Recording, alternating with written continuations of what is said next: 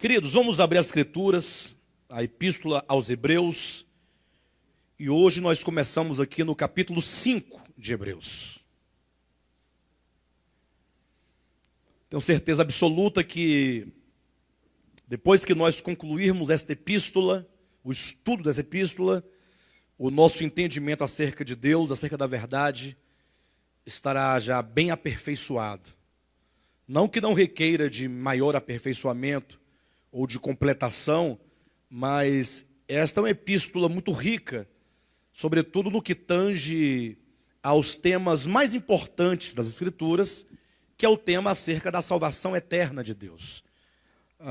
Enquanto que a epístola de Paulo aos Romanos trata dos aspectos teológicos acerca da salvação, é uma epístola, no caso de Romanos, muito rica quanto à estruturação do pensamento em termos de verdades, ou que seja em termos de doutrinas. São as doutrinas acerca da salvação eterna de Deus. A Epístola aos Hebreus, ela também fala da salvação, e sobretudo da salvação, mas fala num aspecto agora orgânico. Lógico que nós vamos encontrar aqui estruturas de doutrinas bíblicas muito fortes, porém o falar, ele é direcionado ao coração. Tanto que muitos chamam essa epístola de uma epístola de exortação, porque ela, do início ao fim, os seus 13 capítulos, ela apela ao coração, ao passo que a epístola aos Romanos apela ao entendimento, à mente, à compreensão. Se reunirmos as duas epístolas, nós vamos ver como que esse tema, salvação de Deus, se torna muito rico, sobretudo quanto ao equilíbrio do que é a verdade doutrinária da salvação e do que é a experiência e o viver esta salvação que nos foi dada por meio de Cristo. A partir do capítulo 5, o apóstolo aqui, ele tomando o gancho do último capítulo, capítulo 4, quando ele começa a falar sobre o sacerdote, o sumo sacerdote, a partir de então ele começa a apresentar uma verdade central dentro desta epístola. O sacerdócio de Cristo é o tema central da epístola. Alguém pergunta por que há tantas outras coisas dentro desta epístola, por que eleger o sacerdócio de Cristo como sendo o tema central tratado na epístola? Ora, é porque todos os outros temas, como ele vai falar sobre a antiga aliança, nova aliança, são temas dessa epístola. Sobre o antigo sacerdócio, o novo sacerdócio, sobre o antigo templo, o novo templo, sobre o antigo ministério, o novo ministério, sobre a lei, enquanto escrita em tábuas de pedra, e então a lei escrita nos corações. Todos esses temas importantes, eles só fazem sentido se forem estudados e entendidos, atrelados à questão do sacerdócio. O sacerdócio é um tema central em toda a Bíblia. Então, o apóstolo que escreveu esta epístola aos Hebreus, ele vai centralizar, ou melhor, ele vai fazer convergir todas as verdades aqui tratadas para a questão sacerdócio. Sacerdócio de Cristo, o sumo sacerdote que é Cristo Jesus. A obra que ele realizou e que ele realiza enquanto o único mediador entre Deus e os homens, que é Cristo. Sabemos o que é um sacerdote, ou que seja um sumo sacerdote, é aquele que se põe entre duas partes, mas particularmente entre os homens e Deus. Então é importante que a partir de agora, ao entrarmos no capítulo 5, os irmãos prestem bastante atenção, para que os irmãos compreendam as especificidades dessa verdade do sacerdócio, para que a partir de então, nós possamos ter uma compreensão de toda a epístola. Sobretudo, quando nós lemos a epístola dentro do contexto no qual ela foi escrita. A questão do contexto é uma questão muito séria. Infelizmente, as pessoas não conseguem muito, ou não sabem disso, não sabem ler as Escrituras dentro do seu contexto. As pessoas pegam aqui Hebreus, capítulo 6, por exemplo, que talvez seja o capítulo mais esperado do nosso estudo, seja o estudo de Hebreus 6.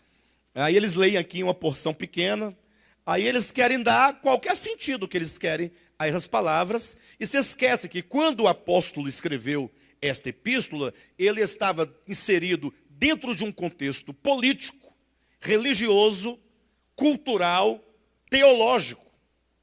E ele trata dentro de uma circunstância específica. E se nós, portanto, não reconstruirmos todo esse contexto, nós fatalmente vamos falhar na compreensão do texto. Você pode até pensar que entende o texto, mas quando o texto for lido dentro de um contexto, ou do contexto no qual ele foi escrito, você perceberá o quanto você passou longe da compreensão disso. Eu falo isso porque, sobretudo o capítulo 6, nós vamos ver na semana que vem, talvez, ou a partir de então, não sei se a gente consegue acabar o capítulo 5 hoje, é um capítulo curto, e as ideias também não são muitas, né? Mas, os irmãos, esse capítulo 6, sobretudo, eu, na minha vida de leitor e de estudante dessa porção, eu confesso que eu, no passado, já cometi vários erros de entendimento. Eu já compreendi equivocadamente no passado, e depois eu pensei que eu havia compreendido quando, sob o olhar, né, de alguns irmãos, de outras linhas, eu falei, pronto, agora eu encontrei o sentido, agora eu estou claro. E até cheguei a ensinar há muito tempo, porém o tempo vai passando, algumas verdades que nos faltavam foram chegando, e aí o contexto foi se completando. Então é preciso que nós levemos muitas coisas em consideração no estudo das Escrituras. Então vamos ficar atentos a isso, que nós vamos enumerar, nós vamos apresentar, nós vamos justificar, nós vamos fundamentar tudo aquilo que nós falarmos. E isso é extremamente importante porque diz respeito à minha salvação, diz respeito à sua salvação. Ok? Então comecemos por aqui. Hebreus capítulo 5. Hoje eu não vou ler todo o capítulo, como costumo fazer, não. Eu vou lendo aos poucos e vamos explicando ponto a ponto, até chegarmos no final. Se for preciso ler uma parte maior, nós vamos ler. Do contrário, vamos devagar. Capítulo 5, versículo 1 de Hebreus diz assim: porque todo sumo sacerdote, sendo tomado dentre os homens, é constituído nas coisas concernentes a Deus, a favor dos homens, para oferecer tanto dons como sacrifícios pelos pecados.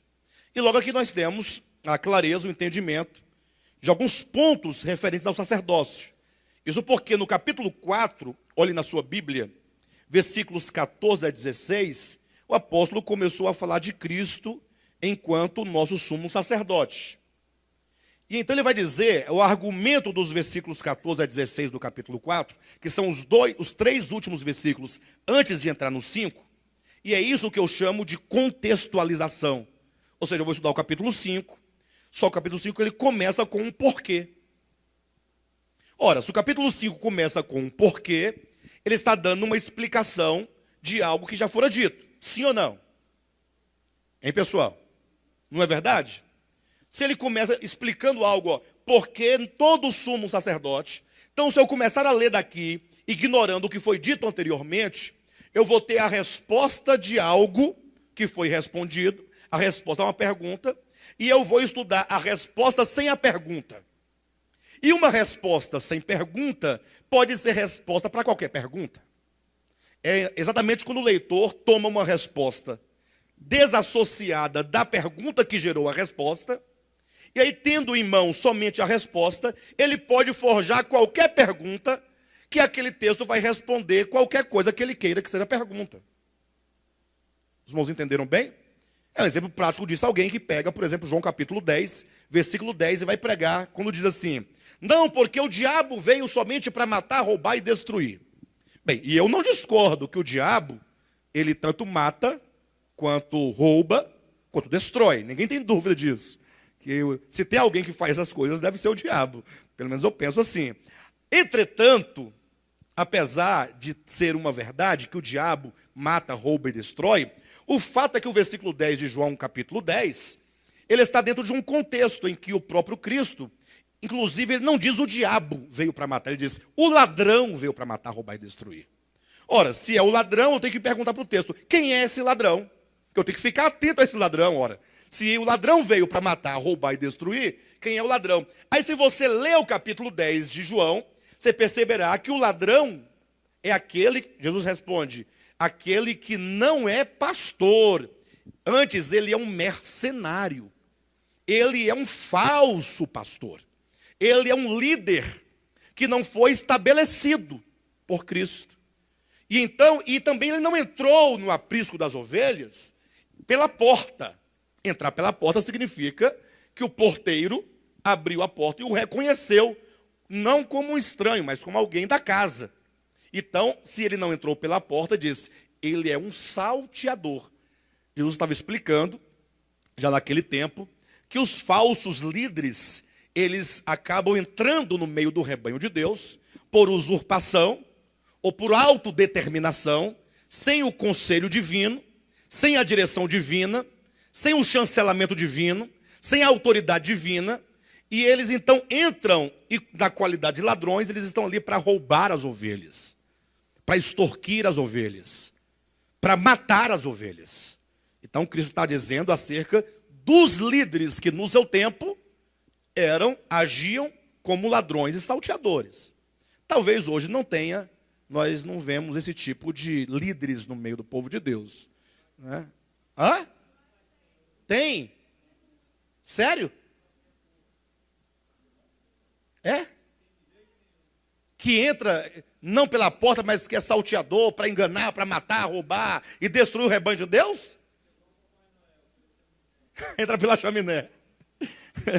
Bem, mas eu dei esse exemplo de João 10 para os irmãos entenderem a que erro nós podemos chegar quando se lê um trecho fora do contexto. No caso aqui de Hebreus capítulo 5, diz assim, porque todo sumo sacerdote. Então ele está trazendo uma explicação acerca do sacerdócio. Então eu tenho que ler os versículos 14 e 16 para extrair qual é a ideia que ele está tratando aqui acerca do sacerdócio. Então leia comigo. Tendo, pois, Jesus, o Filho de Deus, como grande sumo sacerdote que penetrou os céus, conservemos firmes a nossa confissão. Então, ele está afirmando, nós temos um sumo sacerdote, que é Cristo, e que ele está nos céus, ele comparece perante Deus por nós. Versículo 15. Porque não temos sumo sacerdote que não possa compadecer-se das nossas fraquezas. Antes ele foi tentado em todas as coisas, a nossa semelhança, mas sem pecado.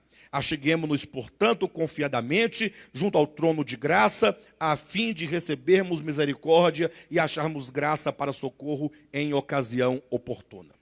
Então, qual é a palavra aqui que nós podemos eleger nos versículos 14, 15 e 16 como sendo uma palavra-chave de todo esse entendimento? Vamos lá, vamos ver se os irmãos conseguem aí. Hã? Sim, ele é.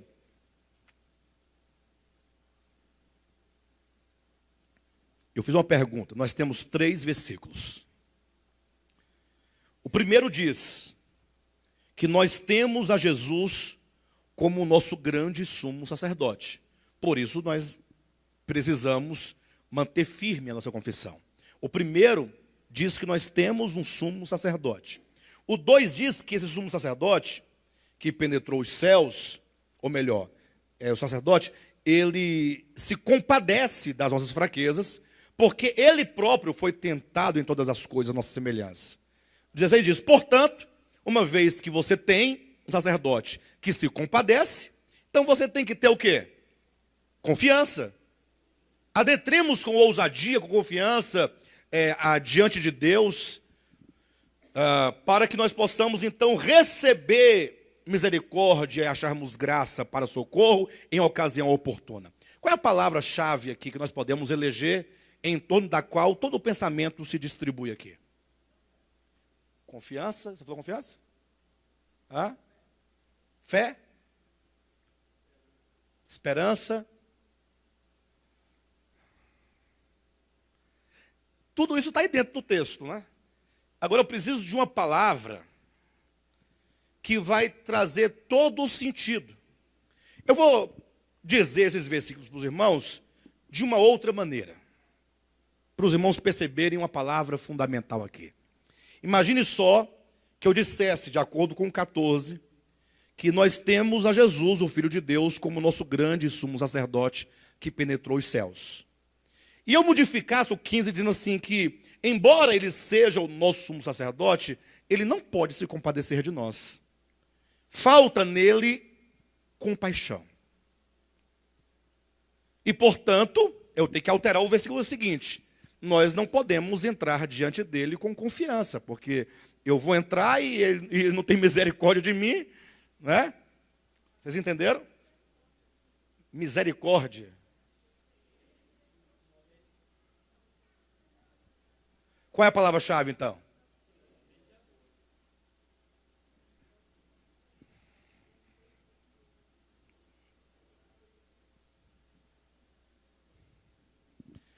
Vamos lá.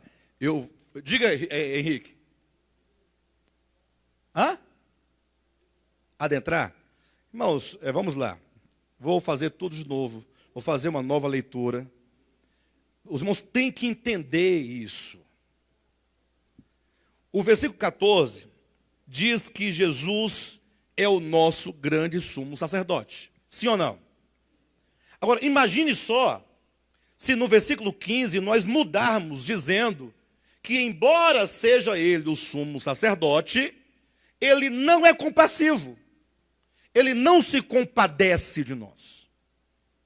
E, portanto, o versículo 16, não se poderia dizer, acheguemos-nos, portanto, confiadamente. Porque se eu tenho um sacerdote que não se compadece de mim, que confiança eu poderia ter? Então, qual é a palavra-chave aqui? Compaixão, compadecer-se. Ou seja, a ideia é, queridos, olha, existe alguém que se compadece das nossas fraquezas. Nós somos fracos. E porque somos fracos, primeiro, precisamos de um sumo sacerdote. Eu, nas minhas fraquezas, nas minhas limitações, nos meus erros, nos meus pecados, eu não tenho condição de, por mim mesmo, entrar e argumentar com Deus a favor de mim. Eu preciso de um intermediário, mas não preciso de qualquer intermediário. Eu não preciso de um intermediário como esses que nós vemos aí, que até o mês passado, digamos, não perdoava ou não podiam perdoar, ou não eram autorizados a perdoar o aborto. Cuidado com as más interpretações. Não estou fazendo apologia sobre o aborto, em nome de Jesus. Não estou dizendo que é certo, que deve. Nada disso eu estou dizendo. Eu estou dizendo que os que se dizem, sobretudo, os sacerdotes entre Deus e os homens, no caso dos padres, não tinham autorização do seu chefe maior, que é o Papa, para perdoar os pecados de aborto. Foi agora, no mês passado, que eles receberam ordem, agora já pode perdoar o pecado do aborto. Vocês imaginem só, né? Tanto não se pode dizer que eles têm, de fato, a autoridade de perdoar ou não perdoar, isso é um erro. Como, se eles se dizem sacerdotes, não se podia dizer que eles se compadecem do outro. Então, o fato é que, em razão das minhas fraquezas, das minhas limitações, das minhas inclinações, do meu pecado, eu preciso de Deus, e como eu não tenho condições de por mim mesmo entrar diante dele e reivindicar algo que eu não tenho, eu preciso de um sumo sacerdote. Mas eu preciso de um sumo sacerdote que seja compassivo. Agora, para que eu tenha um sacerdote compassivo, capítulo 5, versículo 1. O versículo 2, o primeiro e o 2. Porque todo sumo sacerdote, sendo tomado dentre os homens, é constituído nas coisas concernentes a Deus, a favor dos homens, para oferecer tanto dons como sacrifícios pelos pecados. E é capaz de condoer-se. Então eu preciso de um sumo sacerdote que seja compassivo. Versículo 2, que seja capaz de condoer-se. Agora, a grande questão aqui é, por que Jesus, o grande sumo sacerdote, é capaz de condoer-se? É capaz de se compadecer por mim? A resposta está tanto no capítulo 4, versículo 15, como também nos versículos seguintes do capítulo 5. Olha o 15. porque não temos sumo sacerdote que não possa compadecer-se das nossas fraquezas. Antes ele foi tentado em todas as coisas, à nossa semelhança, mas sem pecados. Então é disso que ele foi tentado. Ele pode se compadecer das nossas fraquezas, porque ele próprio foi tentado. Eis a razão, porque no capítulo 5, versículo 1, diz que todo sumo sacerdote, vírgula, o que vem em seguida, sendo tomado dentre os homens. É necessário que este sumo sacerdote, ele seja humano, embora ele seja, na sua origem, no seu ser, ele seja divino. Por isso que é dito que o verbo que é Deus se fez carne. E o sumo sacerdote precisa de ser homem, porque sendo ele homem, ele vai saber condoer-se, exercer misericórdia, porque ele próprio, na qualidade de homem, ele sabe o que é a fraqueza humana. Olha o versículo 2, né? 2 e 3. E é capaz de condoer-se dos ignorantes e dos que erram, pois também ele mesmo está rodeado de fraquezas. Ora, atenção que essas fraquezas a que se refere aqui é uma referência às fraquezas dos, plural, sacerdotes do Antigo Testamento. Então, atenção para esse detalhe. Nós temos aqui o Cristo de Deus como o grande sumo sacerdote, e temos aqui, comparado a ele, os sacerdotes do Antigo Testamento, que também eram homens tomados dentre o povo. Então é dito que os antigos sacerdotes, lá do Antigo Testamento, sendo tomados dentre os homens, eles próprios estavam cheios de fraquezas. Eles eram homens. Eles também tinham pecado, os sacerdotes do Antigo Testamento, não Cristo. E por que então eles eram cheios de fraquezas humanas e mesmo de pecados? Então eles podiam compreender os pecadores a quem eles representavam diante de Deus. Então isso aqui é um princípio, primeiro, de que os sacerdotes sejam homens. Porque se não fossem, como eles poderiam interceder pelos homens, se eles não conhecem e não sabem o que é ser homem, o que é fraqueza humana. Segundo, os sacerdotes do Antigo Testamento, eles podiam se compadecer, porque sendo homens, eles estavam sujeitos também às fraquezas. Razão porque, no versículo 3 diz, e por esta razão deve oferecer sacrifícios pelos pecados, tanto do povo como de si mesmos. Alguém poderia perguntar, pastor, mas no caso de Cristo, ele então também estava rodeado de fraquezas? No caso de Cristo, ele também efetuou o sacrifício por si mesmo ou não? Então vamos corrigir isso. Capítulo 4, versículo 15. Porque não temos sumo sacerdote que não possa compadecer-se das nossas fraquezas.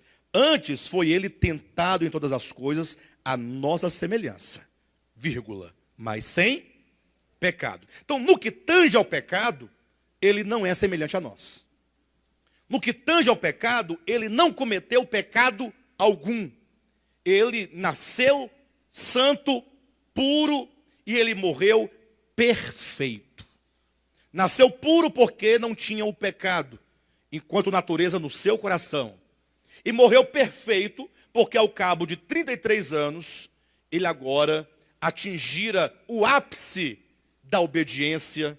Enquanto homem, ele viveu em plena obediência ao Pai. E quando se fala da obediência do Filho, ocorre que a maioria dos cristãos não param para pensar isso. Porque quando se fala de obediência, nós pensamos nos pecadores. Os homens têm que obedecer a Deus. Agora, por que falar da obediência do Filho de Deus em relação ao Pai? Ou seja, a princípio não parece ter muito sentido falar disso.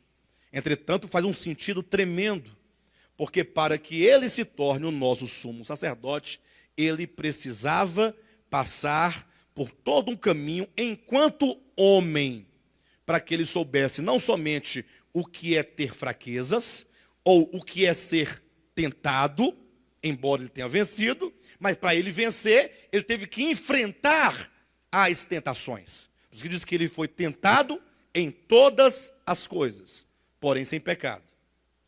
Então ele tinha que ser aprovado como um homem perfeito, um homem que sabe o que é obediência, um homem que aprendeu a controlar e a dominar o seu corpo adâmico, que exigia constantemente dele que ele se rebelasse contra a própria natureza, contra a própria vida, contra o próprio Deus. O corpo tem exigências egoístas e exigências que se colocam contra a vontade de Deus. Não é sem razão, capítulo 5, versículo 7, diz assim: ele, Jesus,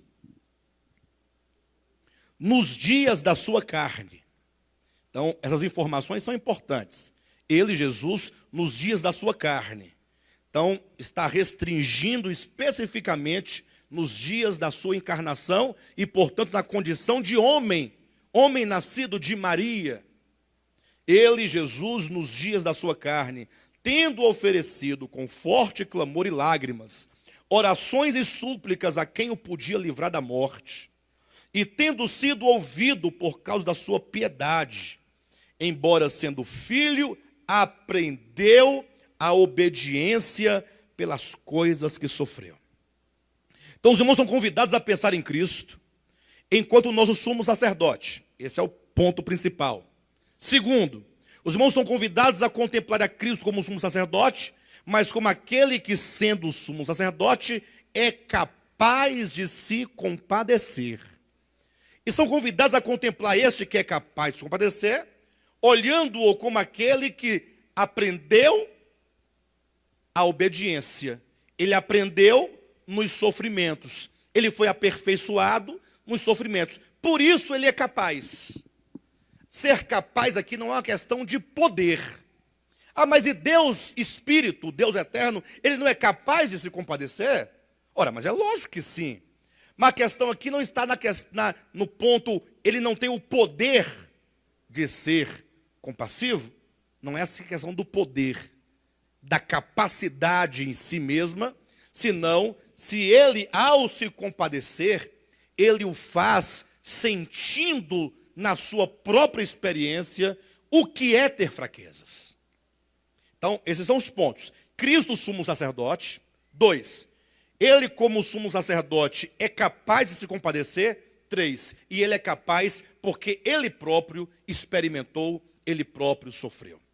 Tratando-se aqui dessa humanidade do Filho, desde o nascimento, que nasceu no ventre de Maria, podemos colocar desde a concepção do Espírito Santo no ventre de Maria, quando um corpo começou a ser-lhe formado. O infinito, o eterno, o verbo criador, se submeter agora a um processo de gestação, 9 meses, para que o seu corpo estivesse pronto para ele habitar esse corpo e passar por toda a infância, adolescência, juventude, a fase adulta. E durante todo esse tempo, ele viveu como homem.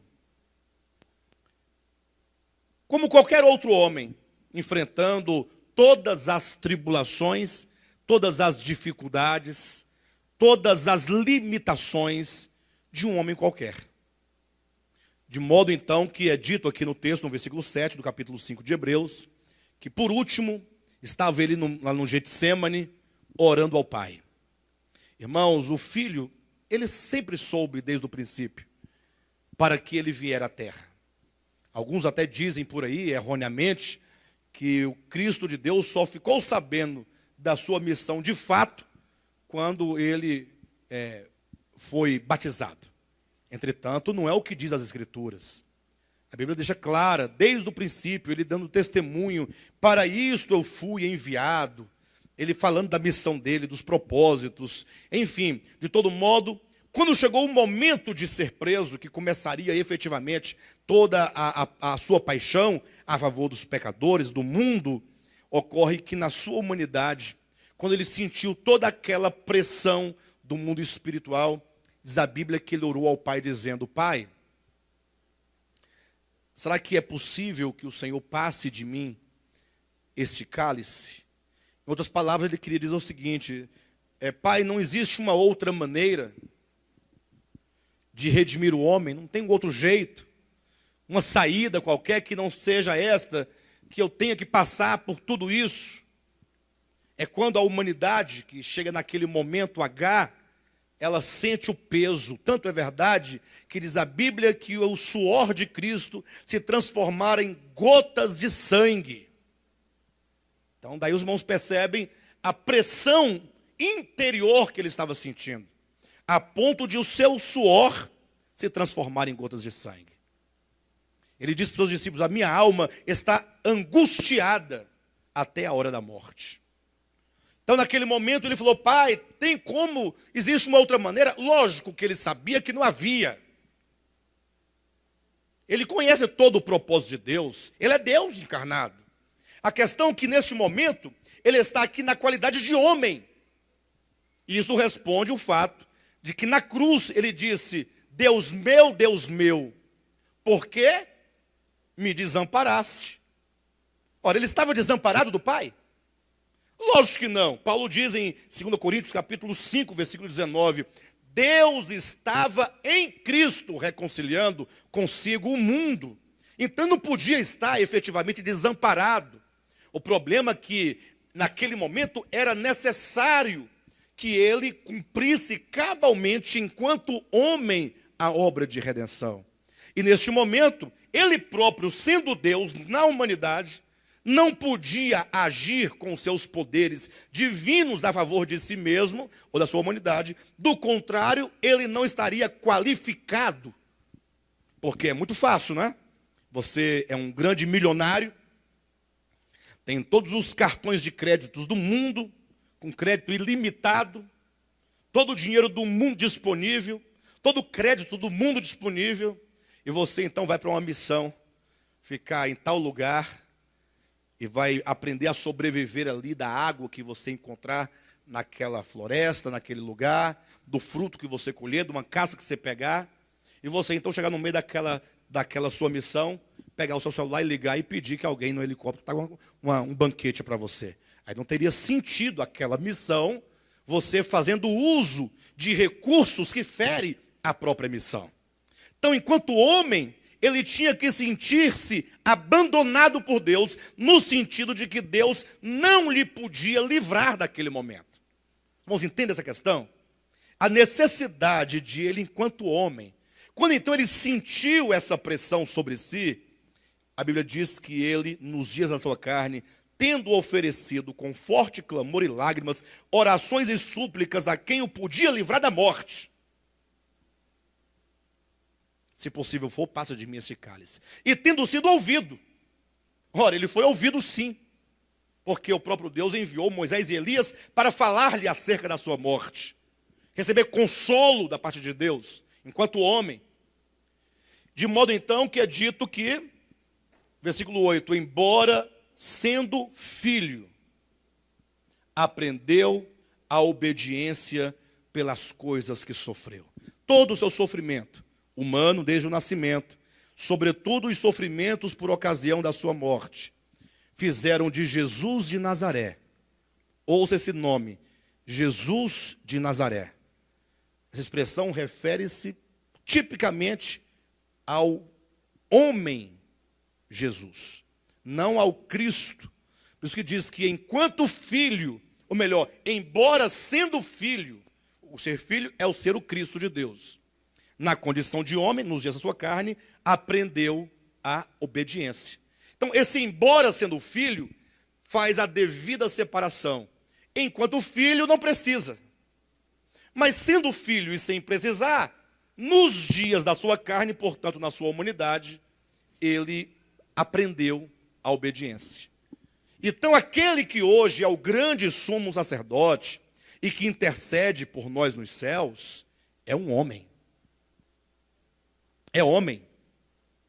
Ele se encarnou, morreu, ressuscitou e foi ressurreto que ele ascendeu aos céus. Lógico que ao falar da sua ressurreição, temos que pensar no corpo de Cristo, não num corpo debilitado e limitado como este nosso, porque a obra de ressurreição glorificou o corpo de Cristo, ascendendo-o a uma condição de corpo espiritual.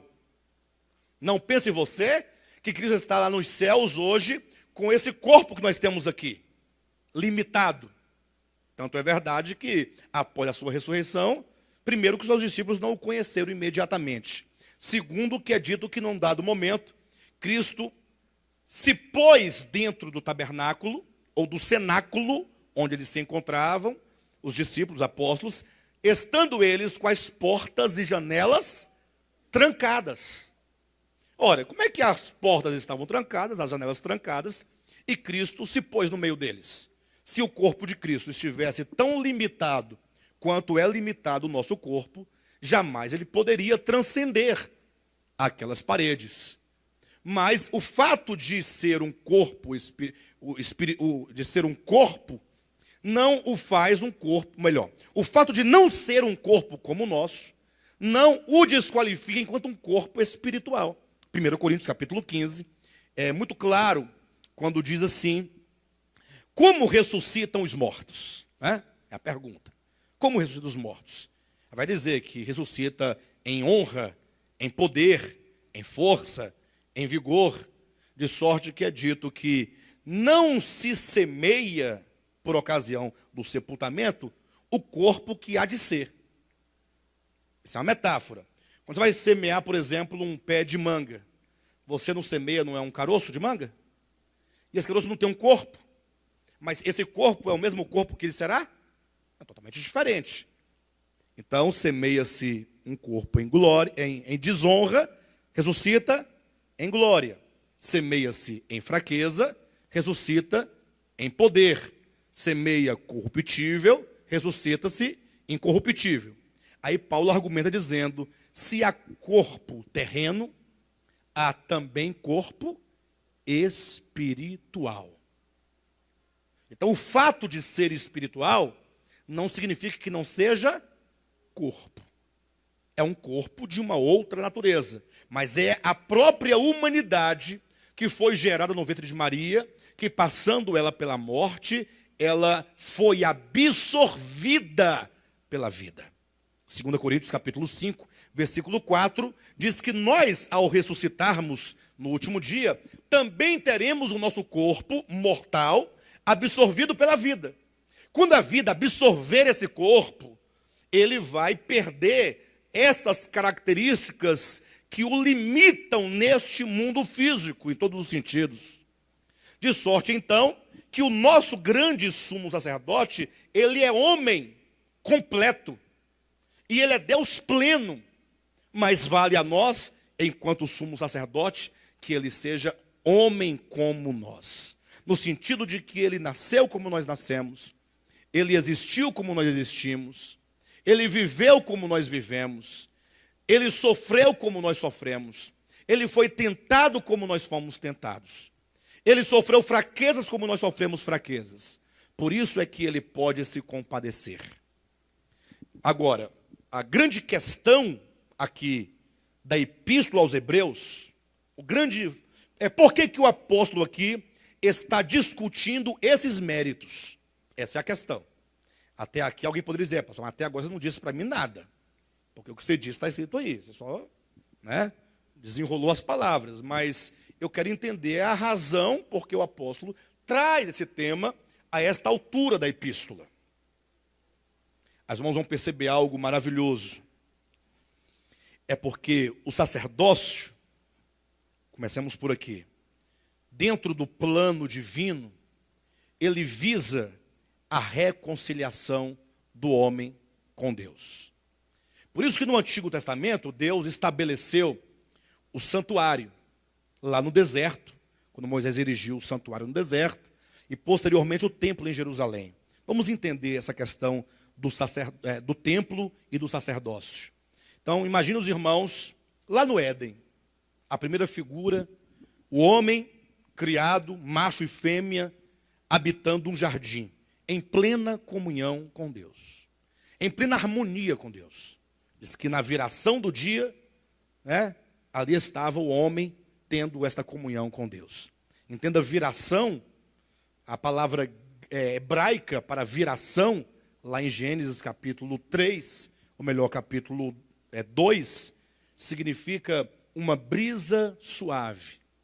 Não quer dizer quando o dia virava para a noite, como alguns entendem que por volta de 6 da tarde, 6h15, 6h17, lá vinha Deus entrando no jardim para conversar um pouquinho com o homem e depois ter que se ausentar de novo para no outro dia voltar ao mesmo horário.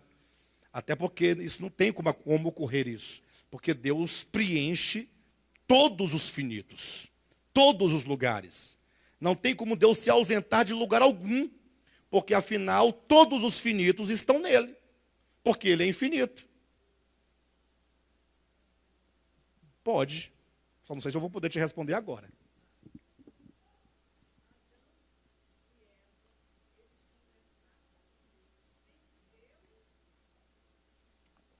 Tá bom. Eu vou te responder rapidamente, mas isso aqui é algo que nós precisamos evitar. Eu vou explicar por quê. Sem nenhum problema, tá? Fica tranquila. É porque o assunto aqui é o sacerdócio, né? A questão é por que Deus estabeleceu o santuário. Aí eu recorri ao Gênesis, a Adão, para demonstrar algo. Se eu começar a explicar esses detalhezinhos, a gente esquece o sacerdócio, fica tratando de coisas que, embora sejam justificáveis, mas que foge o tema. Perfeito? E é lógico que Adão não conversava com Deus cara a cara. Evidentemente que não. Porque Deus, a Bíblia declara alto e bom som, que ele nunca jamais foi visto por ninguém e que ninguém nem mesmo será capaz de vê-lo. E a razão não é porque Deus se oculta dos homens ou da criação. É porque, sendo ele Deus, ele não pode ser visto por uma criatura. Por exemplo, para os irmãos terem uma ideia, só para os irmãos terem uma ideia pálida da coisa. A Terra, ela pode se relacionar com o homem, o planeta Terra, no sentido de criar uma relação de que a Terra é finita e o homem também é finito. Então, finito com finito não dá certo ou não? Finito e finito combina, ou combinam. Agora veja, embora combine o homem com o planeta Terra, porque ambos são finitos, o fato é que a Terra é infinitamente maior do que o homem, em termos de tamanho. Sim ou não? E, portanto, eu estando aqui na Terra, eu vejo a Terra? Não, eu vejo uma faixa de terra. Mas eu não vejo o planeta.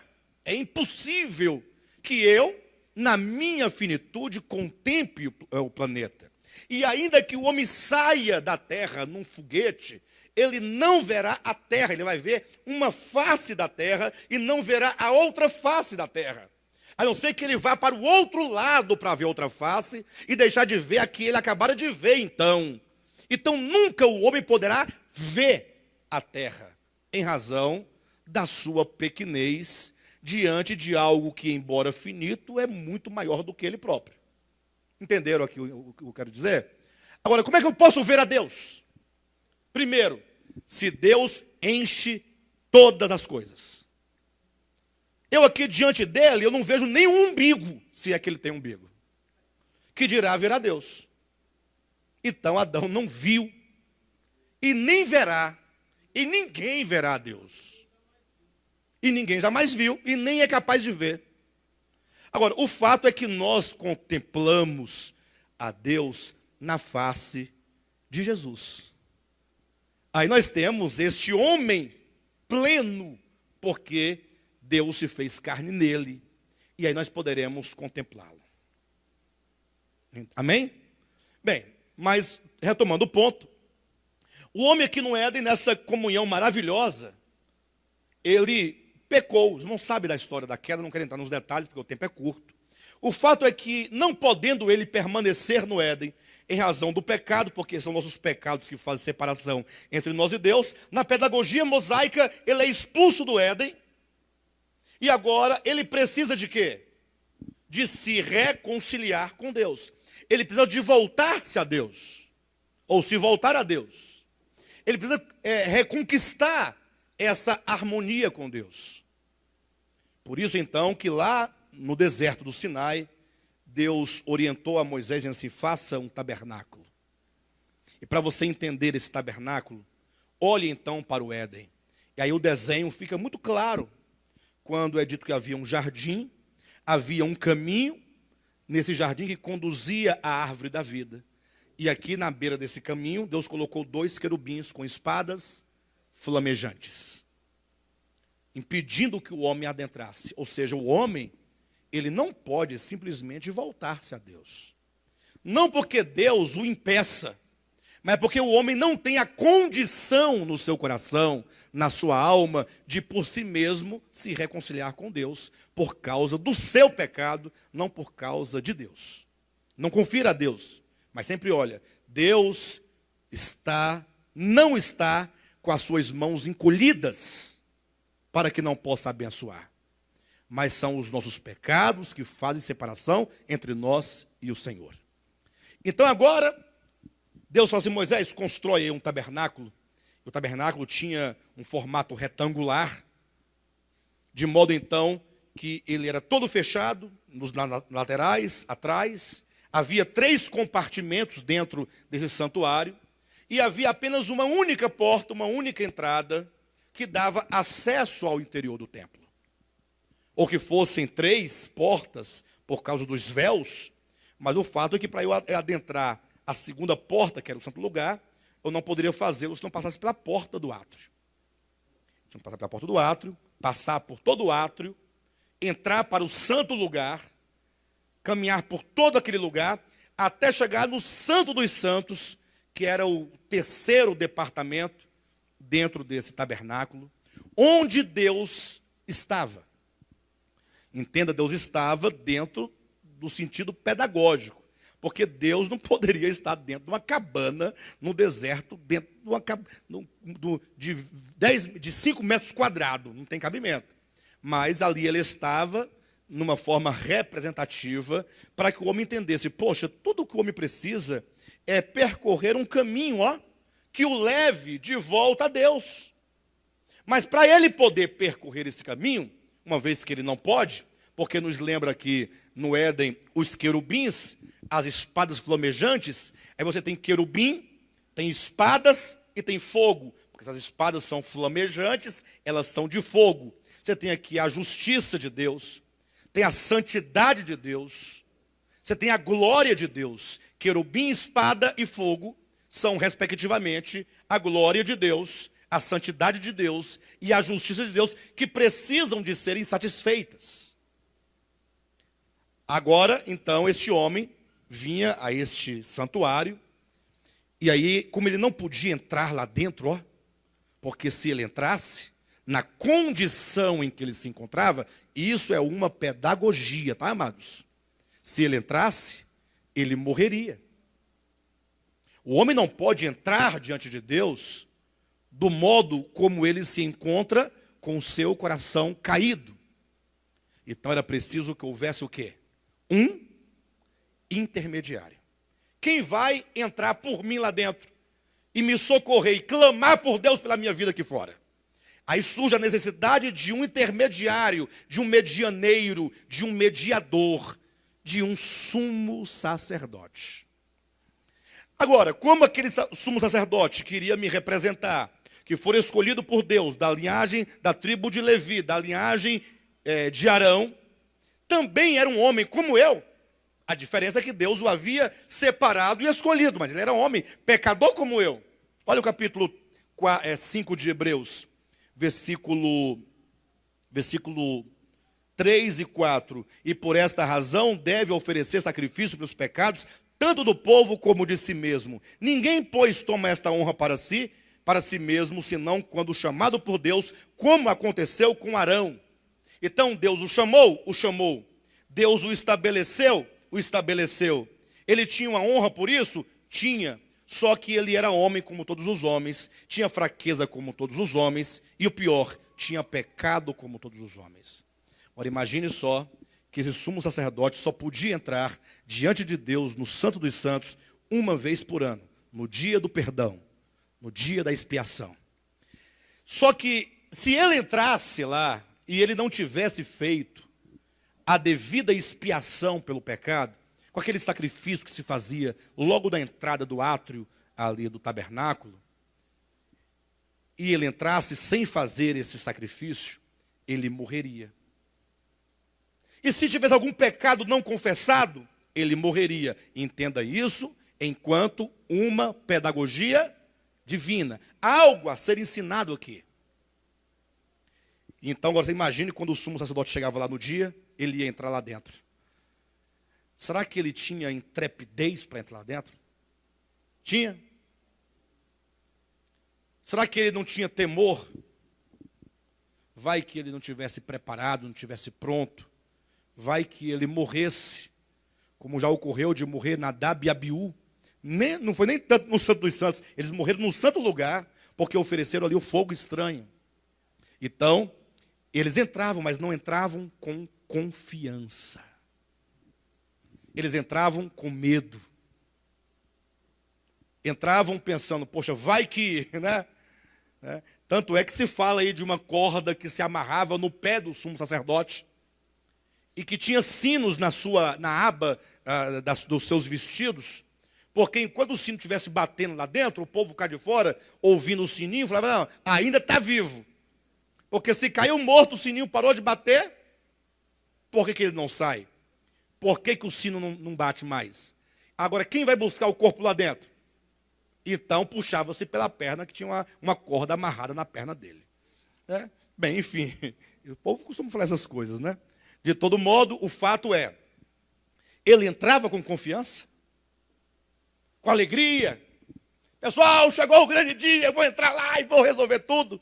Não, entrava com temor, porque ele era homem como nós. Mas ele entrava levando o sangue do sacrifício. Então me permita eu explicar um pouco sobre o sangue do sacrifício.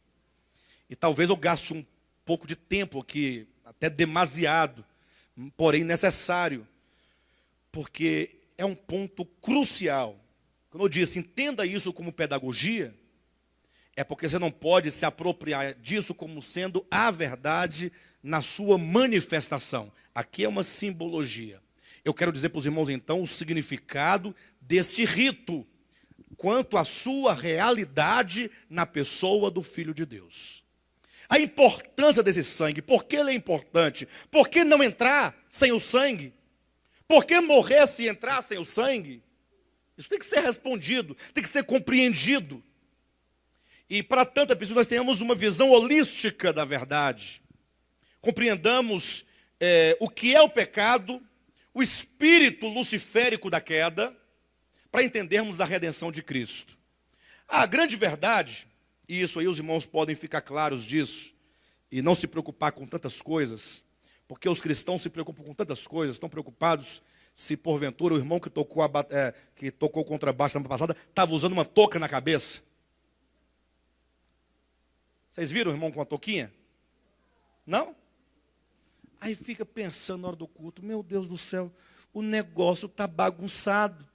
Agora tem um irmão lá no altar, ainda chama de altar, tocando com uma touca na cabeça. Aí o outro fala para mim quem usa touca é maloqueiro. Já fechou logo. Estão preocupados com uma touca na cabeça, imagine só a situação. Ou do outro que algum tempo atrás cantou aqui, umas 2 ou 3 vezes, cujo cabelo vinha aqui na cintura. Acabou, viu, Gilmar? Acabou tudo. Porque agora até cabeludo está cantando. Tatuado aqui, eu não sei se eu não cheguei a ver a tatuagem de ninguém aqui. Mas, tá ali, ó, o Gil. Acabei de lembrar.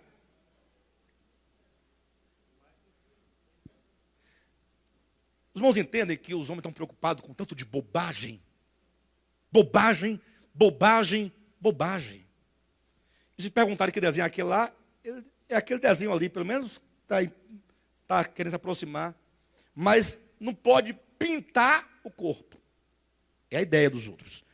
Mas é tanta bobagem e se esquece de pensar na realidade do pecado, para entender a realidade do sangue, e então a realidade da redenção.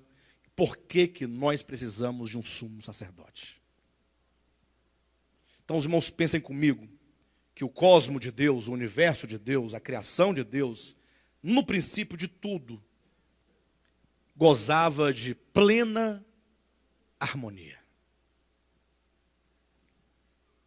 de alegria, de gozo, de prazer, de vida. Porque todas as coisas más que nós hoje experimentamos, na carne, no espírito e na alma, não havia. Os homens, os seres criados de então, eles eram plenos em Deus. Deus é a fonte de toda vida, de toda saúde, de todo bem. Jeremias diz no seu livro, capítulo 2, sobre isso, que Deus é o manancial de águas vivas. Ó, que maravilha. A gente pensa nessa figura, Deus como manancial, abundância de águas vivas, de águas de vida.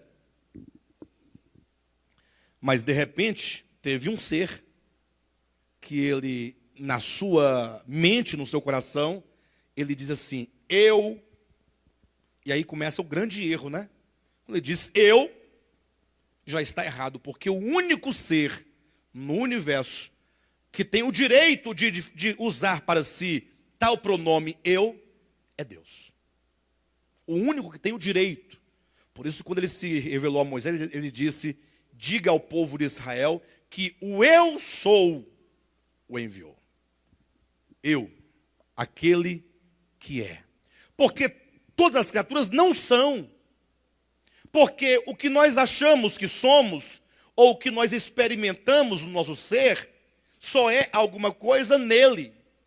Mas teve um certo anjo caído, um anjo, um querubim, que disse no seu coração, eu serei semelhante ao Altíssimo. E aí ele determinou no seu coração, no seu interior, ser independente de Deus. Isso é pecado. Porque daí nasce o que se chama de egoísmo.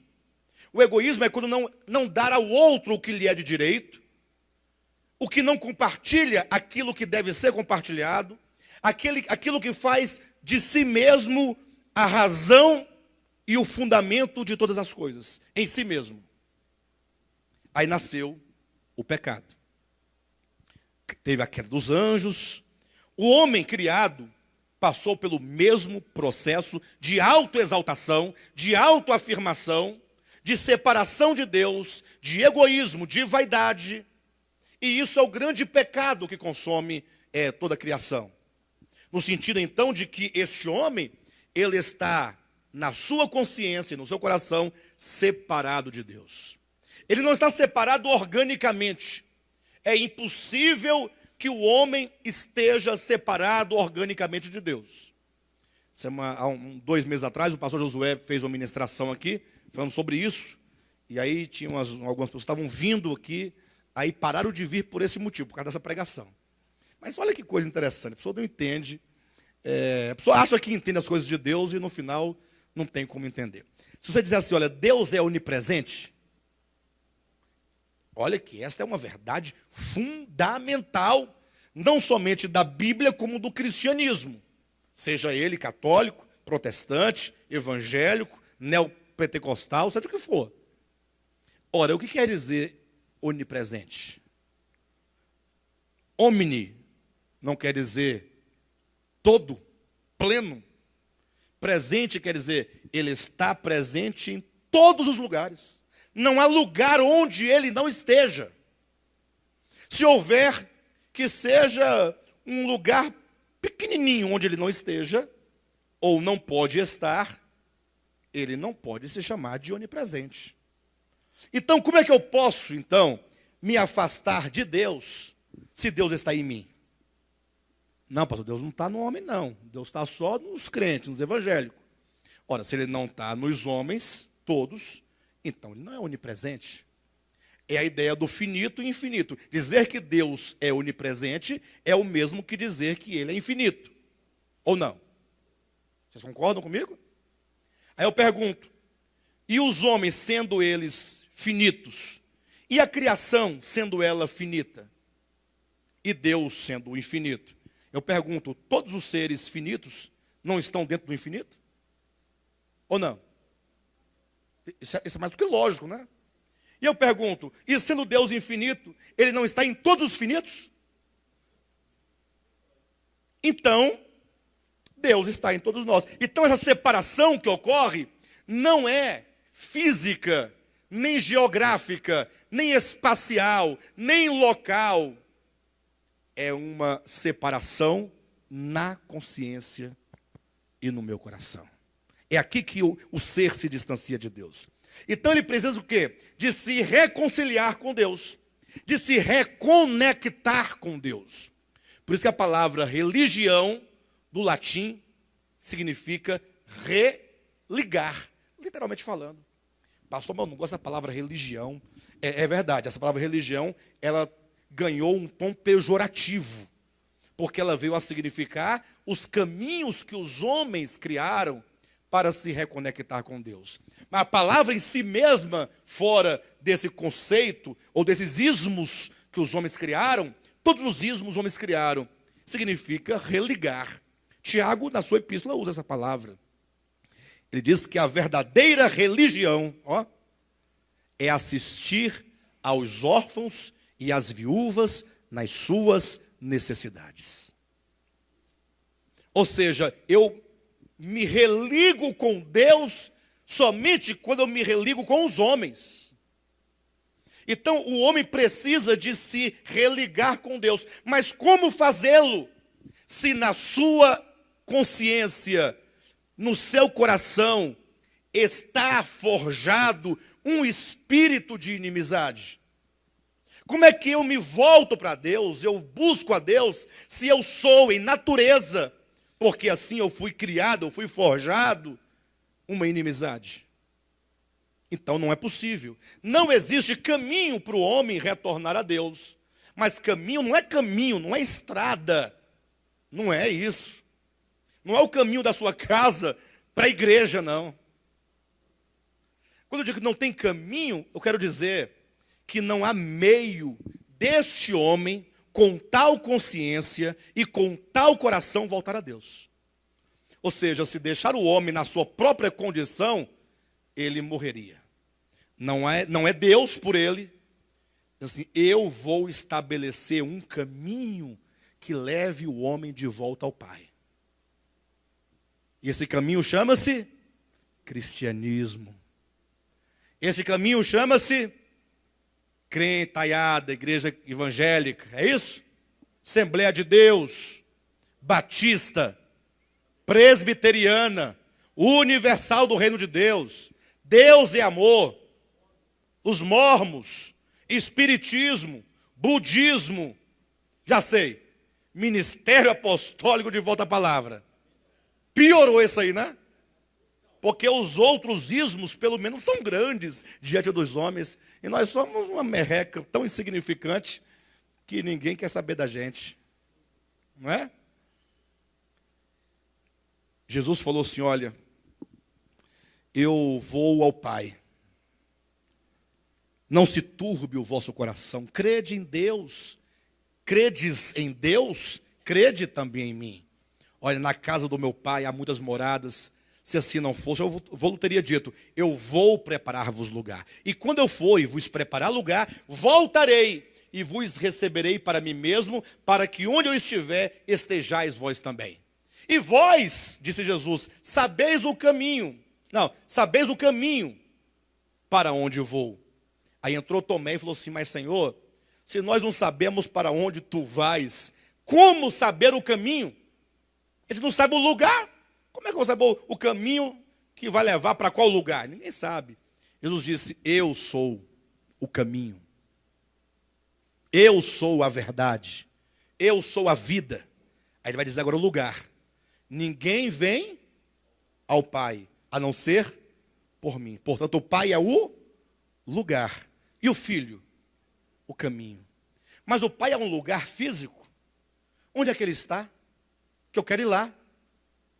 Não é um lugar físico, nem um lugar astral. Também não.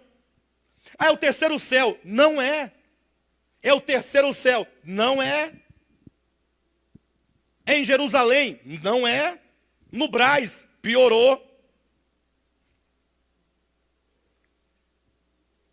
Esse Pai, na verdade, é uma referência ao próprio Deus, mas fala dessa reconciliação, dessa paternidade. Voltar ao Pai ou ir ao Pai é voltar à fonte. Pai é fonte. É aquele que gera de onde eu sair. E eu preciso voltar para essas origens, para esta fonte. E foi desta fonte, dessa origem, que o homem e os anjos caídos se perderam quando decidiram viver por si e para si mesmos. Cristo agora se coloca entre esses homens separados do Pai e o Pai separado dos homens, construindo um caminho. Ó. Não há outro caminho. Mas como é que é esse negócio do caminho? E aí entra essa questão. O caminho é necessário, enquanto Cristo sendo o mediador. Sem a mediação não tem como. Mas pastor, por que tem que ter a mediação? Se nós tirarmos Cristo, tirarmos o mediador, esse homem não pode retornar? Deus não vai aceitar? Não, não é que Deus não vai aceitar. É que esse homem, na sua consciência, no seu ser mais profundo, mais interior, ele não tem os meios em si mesmo, ele não tem o amor necessário, ele não tem a decisão necessária, ele não tem a visão necessária, ele não tem o desejo necessário que o mova. É preciso que alguém estabeleça no universo um coração e uma consciência capaz de levá-lo a Deus. Só um pouquinho, Henrique. Guarda a tua pergunta aí. Não esquece, não. Segura ela aí. De sorte, então, que quando o filho disse, Pai, não tem outro meio de salvar o homem, não tem como passar de mim esse cálice, tem que ser essa obra de encarnação, vida, morte, ressurreição, não tem outro meio? Não tem outro meio. Ou seja, era necessário que aquele que é, no caso Deus, se tornasse homem. Primeiro ponto, por que não podia ser Miguel, não podia ser Gabriel, nem o Ariel, nem o Rafael, nem o Manuel? Por que não podia ser nenhum desses elos aqui? Um anjo, um arcanjo, um querubim. Ora, porque a despeito de quão grande seja este anjo, a despeito da sua alta e mais alta posição que ele ocupe, ele não pode dizer de si mesmo, eu sou. Quando Lúcifer, aquele que não é, disse, eu subirei, nós temos aqui o seguinte texto. Aquele que não é, disse no seu coração, eu serei. Então, é essa equação que nos mostra realmente o que é o pecado. Aquele que não é, disse no seu coração, eu serei. Para desfazer esta equação, só estabelecendo uma equação oposta. Se aqui é aquele que não é, tem que haver alguém que é. Se colocar Miguel, Miguel não é. Se colocar Rafael, Rafael não é. Se colocar o mais alto dos arcanjos, dos querubins, dos serafins, potestade, principado, se é criatura, não é. Aí ele se iguala ao outro que também não é. Lúcifer não era. Miguel também não é. Então, para desfazer, não pode ser alguém que semelhantemente não é. Se este que não é disse eu serei, o contrário tem que ser: aquele que é, falar, eu não serei. Ou, como diz Paulo em Filipenses capítulo 2, versículo 5, aquele que subsistindo na forma de Deus, sendo Deus, ele abriu mão da sua glória, ele se manifestou em figura humana, se fez homem, não se apegou ao fato de ser Deus, antes a si mesmo se esvaziou e se humilhou. É o processo inverso. Os irmãos entendem isso? Pessoal, o que significa Lúcifer para você? O indivíduo vai lá na macumba, no centro de macumba, está lá o caboclo lá, desceu o preto velho, saiu o preto velho, entrou a pombagira, saiu a pombagira, entrou o tranca-rua, aí para poder fechar aquela sessão, por último desce: eu sou o Lúcifer.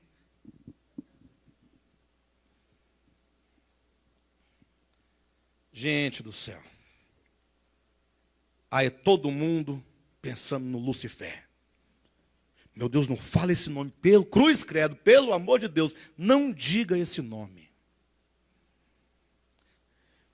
Pelo menos a maioria das pessoas não querem saber do Lúcifer. Teoricamente não querem saber do Lúcifer, mas anda de mãos dadas com ele. No coração, na mente, almoça com ele, janta com ele, dorme com ele, acorda com ele. Porque nós não temos que ficar pensando no Lúcifer, num capeta ou num anjo caído, ainda que seja anjo caído. Mas isso também, para nós, é uma tipologia de um coração perverso e uma mente perversa, quando a semelhança dele, eu também digo, eu serei. Então, quando Lúcifer caiu, instaurou-se no universo uma consciência caída, de quantos seres assimilaram a sua ideia, assimilaram essa heresia cósmica, assimilaram esse engano, esse engodo, e se constituíram com tal pensamento. Existe uma consciência forjada. Quando os nossos filhos nascem, eles já nascem como uma continuação do que nós somos. Razão porque já nascem com a mesma consciênciazinha caída. E ninguém precisa ensiná-lo a ser egoísta. É natural, porque o que nasce, não se pode dizer que ele é inocente, do ponto de vista da unidade biológica, porque o que são meus filhos, senão a minha extensão, a minha multiplicação, a minha continuidade. Então existe uma consciência no universo. Então, para que esses cuja consciência é caída possam voltar-se a Deus, eles precisam de que se estabeleça uma nova consciência. Tem que anular, mas para anular tem que ter a outra, porque é esta que vai anular aquela. O oposto. Por isso que o Verbo se fez homem. Ou por isso que o Verbo se fez criatura. Falou, não, eu não vou me apegar ao fato de ser. Isso já começa uma consciência contrária de Lúcifer. Se este queria independência, este disse, Pai, aqui estou, ó Deus, para fazer a tua vontade. É uma consciência que vai sendo gerada de completa obediência. Por isso que é dito que mesmo sendo filho, aprendeu a obediência pelas coisas que sofreu. Sendo Deus, ele se projetou no tempo, segundo a economia de Deus, para viver em relação a Deus como criatura, na condição de criatura, porém com um coração e uma mente e vontades, ou seja, uma consciência completamente submissa, dependente, amante de Deus. Esse Cristo que veio, ele gerou no universo uma consciência, como posso colocar? Uma consciência divina, porém na criação. Assim como Lúcifer era a criação, Deus o Filho se fez criação, se fez criatura. E como criatura, na qualidade de criatura lá, qualidade de criatura aqui, agora ficou o protótipo. Ficou aí uma consciência forjada. Por isso que quando o homem, lá os homens, os sacerdotes, sumos sacerdotes, o próprio povo, entrava ali no santuário de Deus, a primeira coisa com a qual eles se deparavam era o altar de holocausto. É a cruz. Quem aqui crê na cruz de Cristo?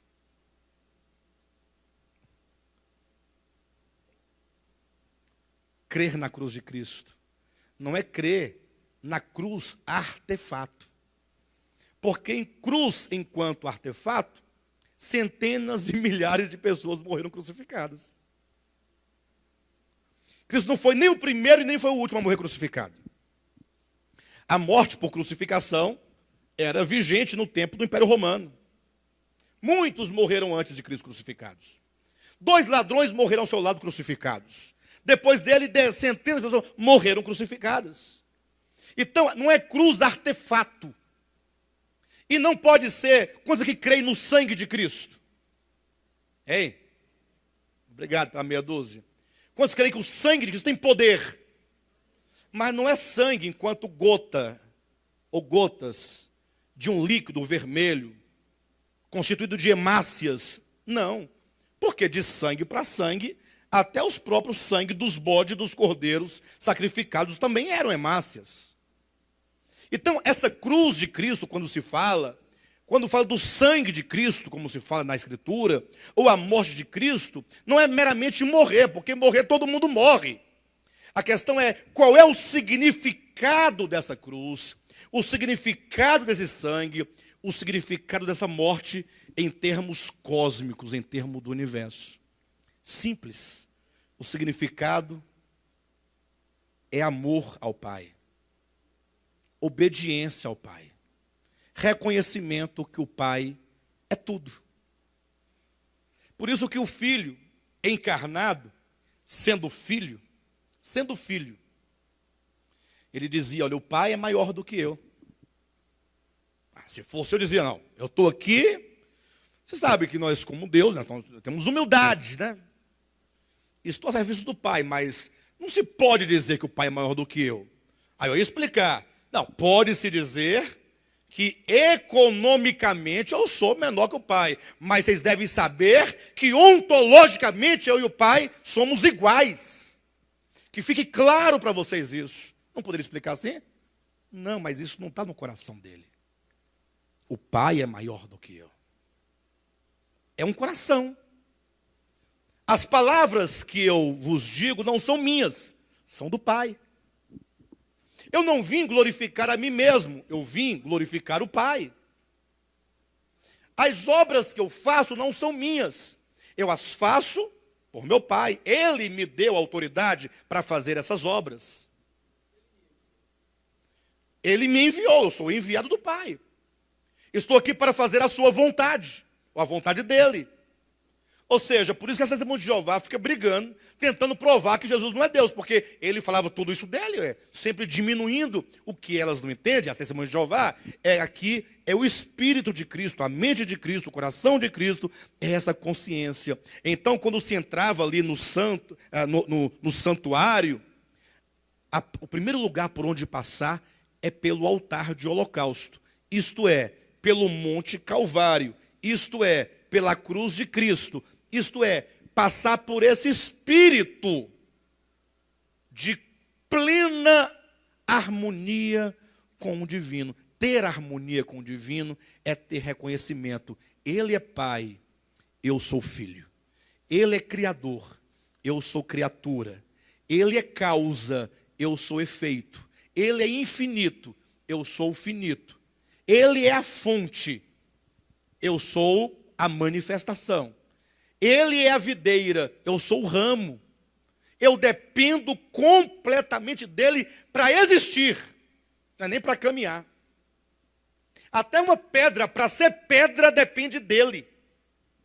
Porque todas as coisas, incluindo a pedra, foram feitas por intermédio dele. E sem ele, nada do que foi feito se fez. Então, esse altar aqui é essa verdade. Verdade universal. Permita-me usar a verdade cósmica, porque esse termo cósmico foi usado de maneira assim tão espiritualista por algumas pessoas ou religiões, que logo assusta no primeiro momento. Verdade cósmica. Parece uma coisa assim de nova era, né? Não, mas cósmico, eu quero dizer, é uma verdade que transcende o tempo, o espaço, que não é uma verdade da terra, dos seres humanos, mas é uma verdade etérea que começou lá atrás, é uma verdade desde a criação original e vai até o final. Passar pela cruz, Cristo é o caminho.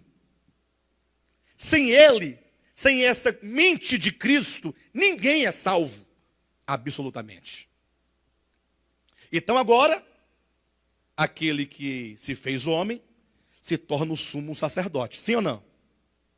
E agora ele pega, sendo ele próprio o sacrifício, entenda sacrifício, não como que Deus estivesse dizendo, ou você derrama esse sangue, para eu beber esse sangue, como os deuses gregos queriam, ou então, nada feito.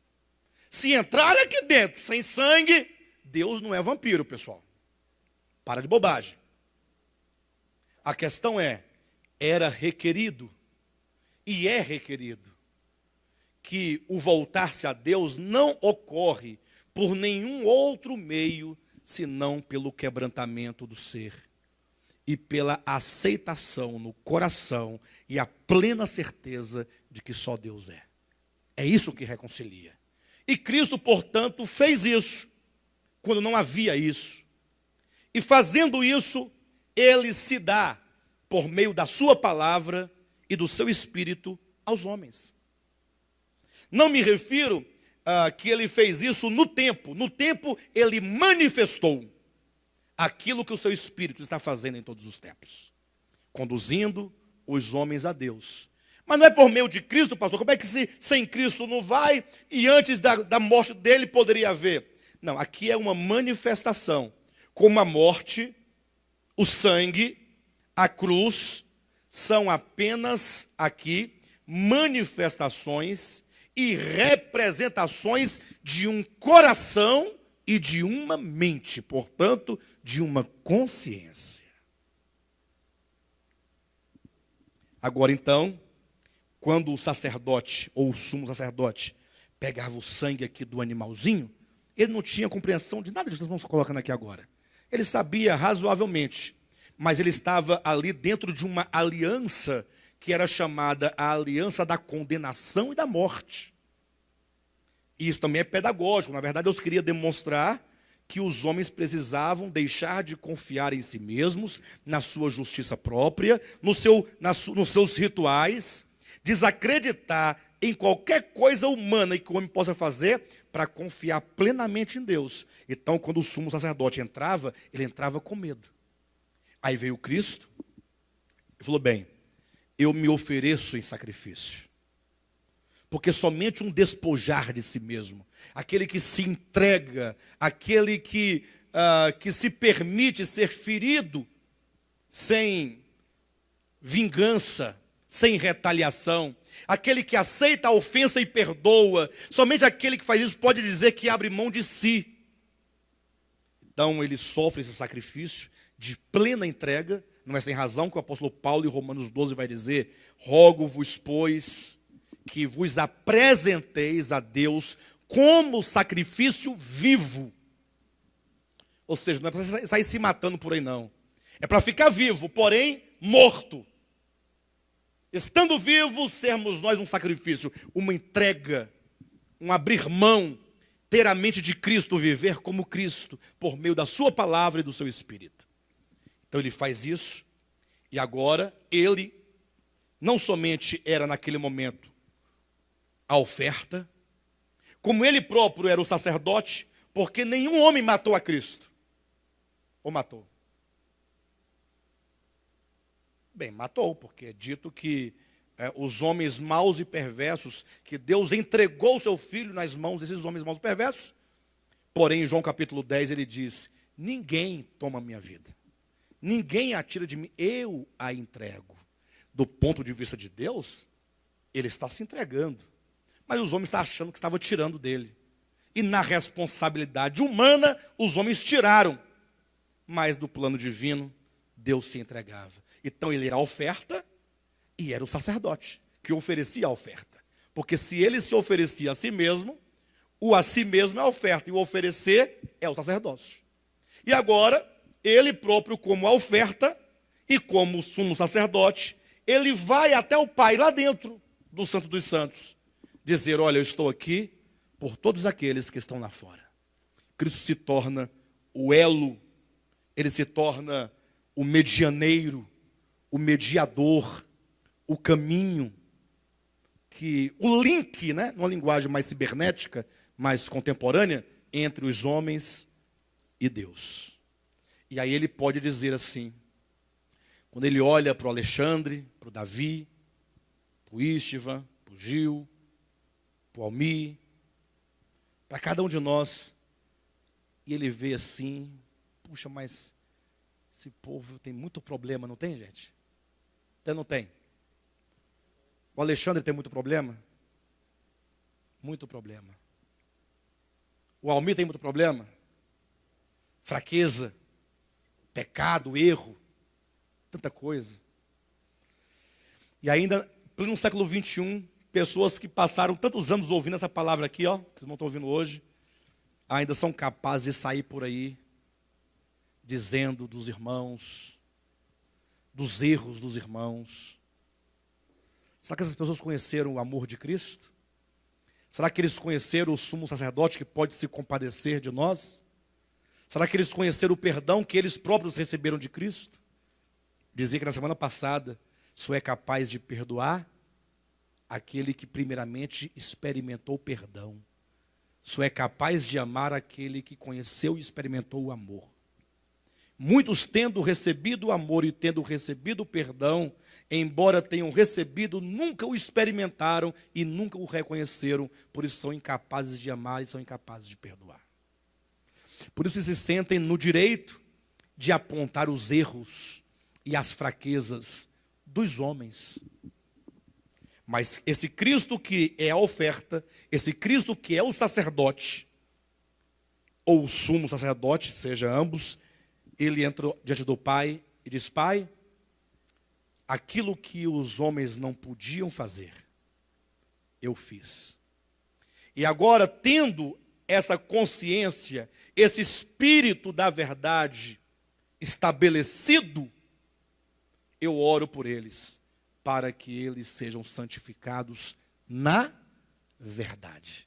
Santifica-os na verdade. A tua palavra é a verdade.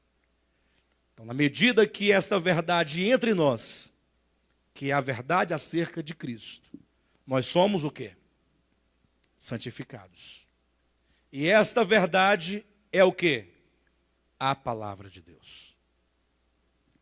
Então agora, nós entendemos por que o apóstolo traz aqui no capítulo 5 esta verdade acerca desse Cristo de Deus, que se tornou o nosso sumo sacerdote, segundo a ordem de Melquisedeque.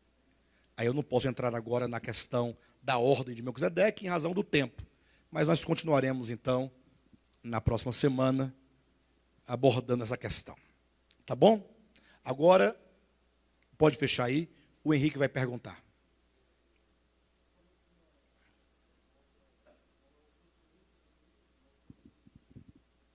Sim.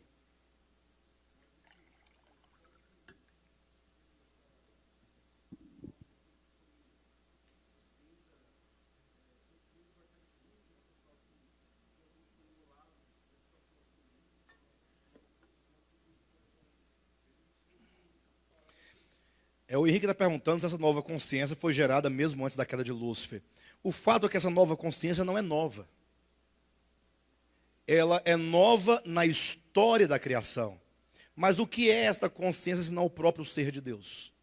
Então essa consciência é o próprio Deus e, portanto, ela existe desde sempre e eternamente porque é Deus.